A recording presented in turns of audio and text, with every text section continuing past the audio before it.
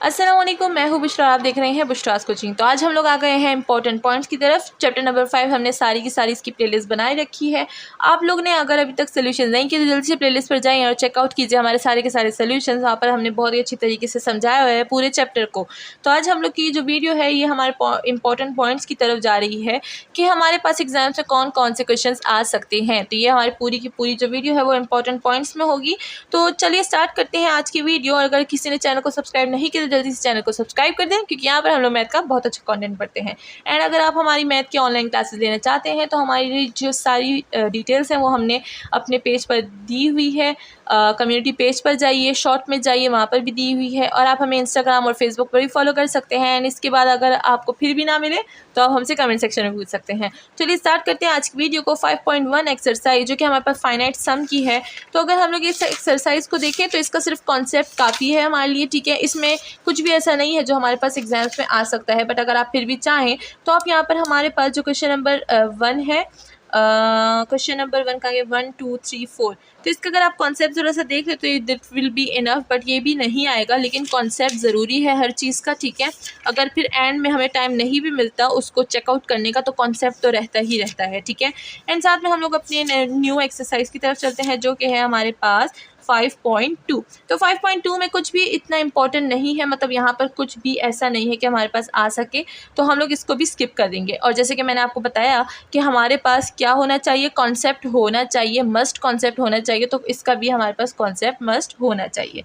इसके बाद हम लोग चलते हैं 5.2 की तरफ, जो कि हमारे पास डेफिनेट इंटीग्रल की बारी आती है। तो डेफिनेट इंटीग्रल में हमारे पास यहाँ पर जो हमने रूल्स बताए हुए हैं एक टेबल में, ये इंपॉर्टेंट है, थोड़ा सा देख लीजिएगा इसको, ठीक है। इसके बाद हम लोग चलते हैं अपने एक्सरसाइज की तरफ, दैट इज़ 5.3। तो 5.3 में अगर हम देखें तो यहाँ पर हमारे पास जो शुरू के हैं वो तो बिल्कुल भी इंपॉर्टेंट नहीं है। एंड साथ में अगर हम लोग यहाँ पर देखें ये भी कुछ खास इंपॉर्टेंट नहीं है, यहाँ पर कुछ भी नहीं आता। लेकिन अगर यहाँ पर एरिया का देखें तो ये एरिया वाले जो क्वेश्चन हैं ये इंपॉर्टेंट हैं, यानी 15 to 25। तो आप थोड़ा सा चेकआउट कर सकते हैं। इसके बाद हमारे पास जो है ये वाले इंटीग्रल, ये भी हमारे पास इंपॉर्टेंट नहीं है। तो आप क्या करें, एरिया वाले क्वेश्चन जो हैं उसको आप चेकआउट कर लें, ठीक है।